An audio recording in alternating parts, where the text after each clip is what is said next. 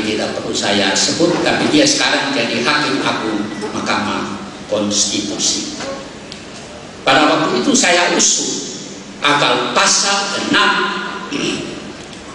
Undang-Undang Dasar sementara, bukan, pasal 6 Undang-Undang Dasar 1945 dihapus kata aslinya. Saya usul kata asli itu dihapus. Saya tidak tahu kemudian dokumennya itu bagaimana, tapi sebetulnya tidak ada satu orang kecuali saya yang musuh kata asli dicabut. Kalau Anda mau tahu, saya bisa katakan orang itu namanya Patria Halis Akbar, Hakim Mahkamah Konstitusi. Jadi sekarang tidak ada lagi asli, hanya Presiden Republik Indonesia ialah warga negara Indonesia.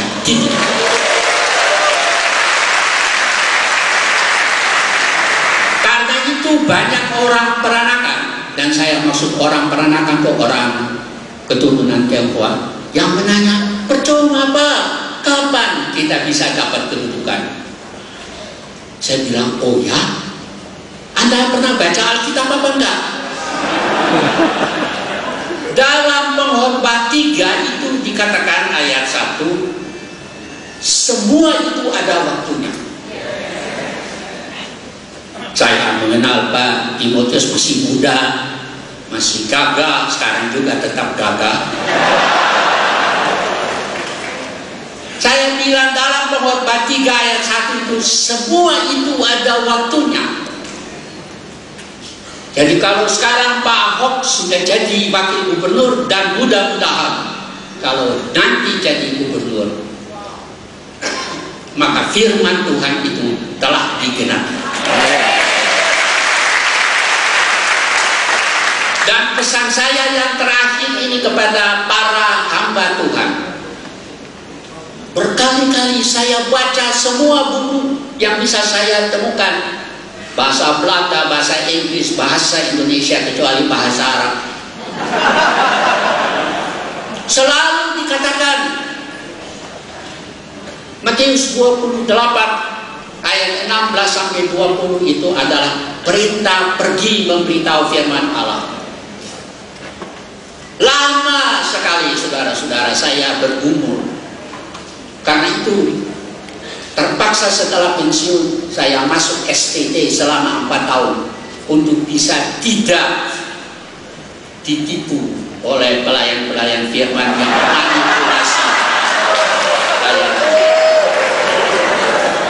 Saya mau kasih tahu kepada Anda pasal Matius 28 ayat 16 sampai 20, bukan saja pergilah ke seluruh bumi.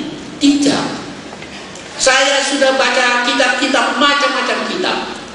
Kalau Anda baca dengan kacamata apologetika, maka di situ dikatakan segala kuasa telah diberikan kepada Kristus Yesus, baik di langit maupun di bumi.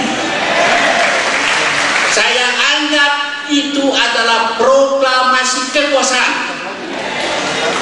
Tidak ada satu agama manapun.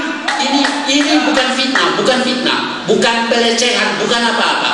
Ini fakta. Tidak ada satu agama pun di muka bumi ini yang mengatakan secara tertulis bahwa segala kuasa di langit dan di bumi diberikan kepada Kristus. Jadi buat apa para pelayan firman masih ragu-ragu lagi untuk memberitakan firman Allah?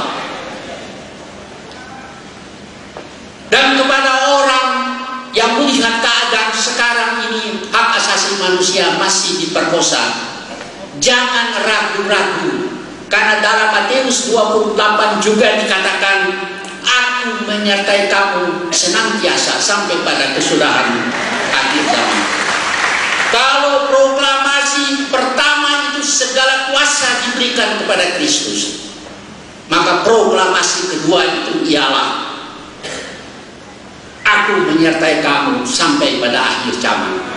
Ada dua proklamasi saudara-saudara, proklamasi kekuasaan dan proklamasi kesetiaan. Jangan lupa, Tuhan berkati Anda semua.